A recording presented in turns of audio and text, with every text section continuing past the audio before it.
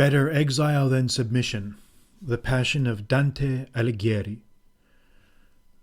written by Quintus Curtius and read by Quintus Curtius. Dante Alighieri was born in 1265 to Bella and Alighiero Alighieri. His mother died in Dante's infancy, and his father passed away when the poet had barely reached 15. It was not a wealthy family by any measure. Although Dante's Florentine lineage was distinguished, his family was unable to convert pedigree to lucre. His poetic talents were evident from his early years. La Vita Nuova, The New Life, a poetic work published in 1294, reveals a soul afire with idealistic passion and hints at greater things to come.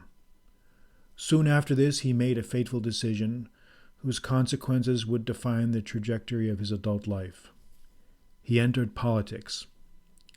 This turned out to be a mistake, for rarely are artists and scholars temperamentally suited to the backslapping opportunism and interpersonal wrestling matches of the political palestra. Dante aligned himself with the so-called whites, Bianchi, a faction of the middle class, and was elected to Florence's municipal council. Perhaps the poet's goal was to win in politics a financial security that would enable him to pursue his literary activities as an avocation. In any case, fortune had other plans for Dante Alighieri.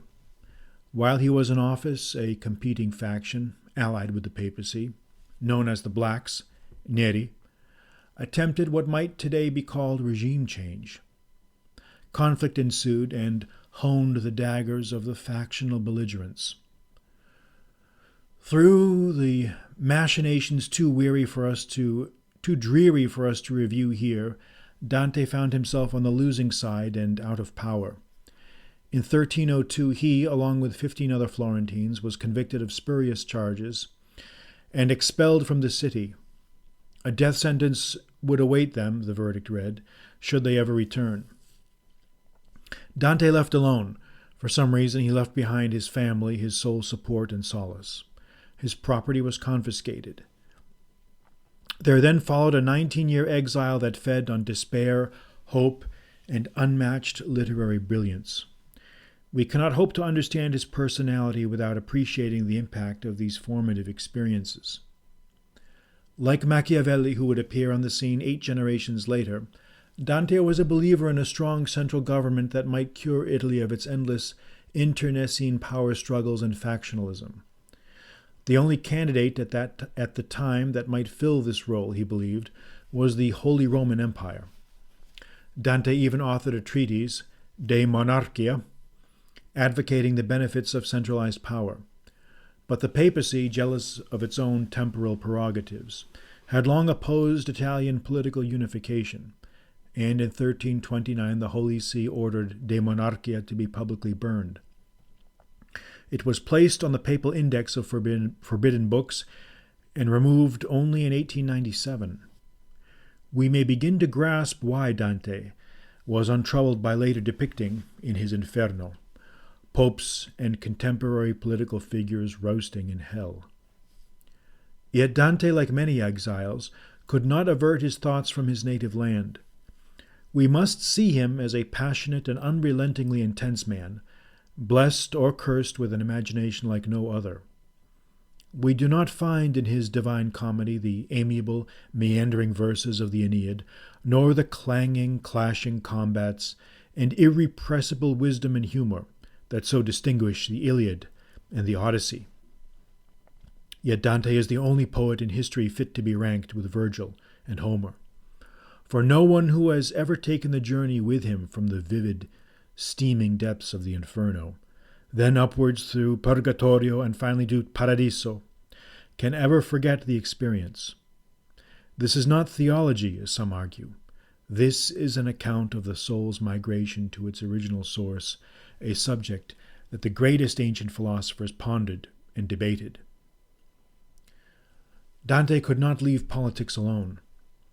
In March 1311 he penned a scalding letter to his fellow Florentines, denouncing them for not submitting to the authority of the German Emperor Henry VI. The excerpt below conveys the tone of the whole. But you, who transgress every law of God and man, and whom the insatiable greed of avarice has urged all too willing into every crime, does the dread of the second death not haunt you, seeing that you first and you alone, shrinking from the yoke of liberty, have murmured against the glory of the Roman Emperor, the King of the earth, and minister of God, and under cover of prescriptive right, refusing the duty of submission due to him, have chosen rather to rise up in the madness of rebellion? The hopes which you vainly cherish in your unreason will not be furthered by your rebellion, but by this resistance the just wrath of the king at his coming will be but the more inflamed against you, and mercy, which ever accompanies his army, shall fly away indignant. And where you think to defend the threshold of false liberty, there, in sooth, shall you fall into the dungeon of slavery. For it sometimes comes to pass that by the very means whereby the wicked man thinks to escape the punishment which is his due, he is the more fatally hurried into it, and that he who wittingly and willingly is a rebel against the divine will is unwittingly and unwillingly a soldier in its service.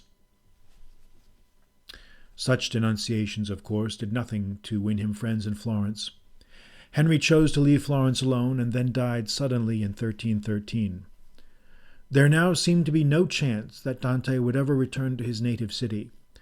This final crushing disappointment sent him into isolation.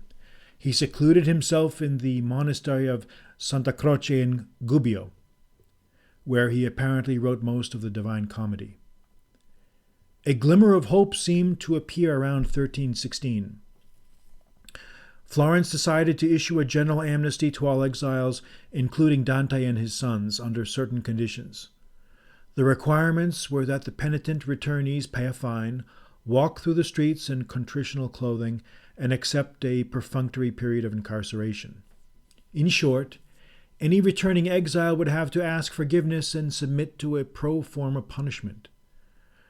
But this was something the prickly and dignified Dante could not do. Years of exile and suffering had sown a lasting sense of grievance in his breast, and his astringent pride could not accept conditions that seemed more debasing than redemptive. A friend informed Dante of Florence's amnesty. In response, he penned a letter that is more revealing of his character than a dozen cantos of the Divine Comedy. We reproduce it here in full. From your letter, which I received with due respect and affection, and have diligently studied, I learn with gratitude how my recall to Florence has been the object of your care and concern. And I am the more beholden to you, therefore, inasmuch as it rarely happens that an exile finds friends. My reply to what you have written, although perchance it be not of such tenor as certain faint hearts would desire, I earnestly beg may be carefully examined and considered by you before judgment be passed upon it. I gather, then, from the letter of your nephew and mine, as well as from those of sundry other friends, that, by the terms of a decree lately promulgated in Florence touching the pardon of the exiles, I may receive pardon, and may be permitted to return forthwith, on condition that I pay a certain sum of money, and submit to the stigma of the oblation. Two propositions, my father, which in sooth are as ridiculous as they are ill-advised. Ill-advised, that is to say, on the part of those who have communicated them.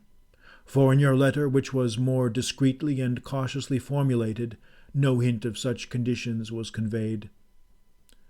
This, then, is the gracious recall of Dante Alighieri to his native city, after the miseries of well-nigh 15 years of exile?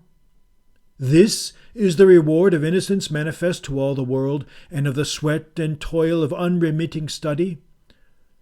Far be from a familiar of philosophy such a senseless act of abasement as to submit himself to be presented at the oblation, like a felon in bonds, as one Ciolo and other infamous wretches have done. Far be it from the preacher of justice, after suffering wrong, to pay of his money to those that wronged him, as though they had deserved well of him. No, My father, not by this path will I return to my native city. If some other can be found, in the first place by yourself and therefore by others, which does not derogate from the fame and honor of Dante, that will I tread with no lagging steps. But if by no such path Florence may be entered, then will I enter Florence never. What? Can I not anywhere gaze upon the face of the sun and the stars? Can I not under any sky contemplate the most precious truths, without I first return to Florence, disgraced, nay, dishonored, in the eyes of my fellow citizens? Assuredly, bread will not fail me. Better exile than being paraded as a spectacle. Better exile than humiliation. Dante accepted an invitation to stay in Verona instead, and there apparently completed the final cantos of the Divine Comedy. Never has a poet contended so strenuously with the world, nor endured such unjust sufferings. But he never doubted an ultimate redemption, both for himself and for the human soul. And this is why he uses the word comedy to describe his work. He means comedy in the ancient theatrical sense of the word, where a story ends on a happy note. He was an optimist, but a humorless optimist. His experience has made him so, and it could not be otherwise. He poured everything he had into his work, his erudition, his suffering, his loves, and his hopes. And if the Divine Comedy seems at times top-heavy with contemporary references, it is because Dante was a participant and not a passive observer in the affairs of his time. He was a fighter, not a hermit. His cantos have never been equaled in raw intensity of vision and fury of execution. To him belongs an imaginative savagery that not even Homer can match. And if sulphurous fumes do indeed rise from the pages of the Inferno, we can be assured that it is because Dante Alighieri had truly been there and returned to tell the tale.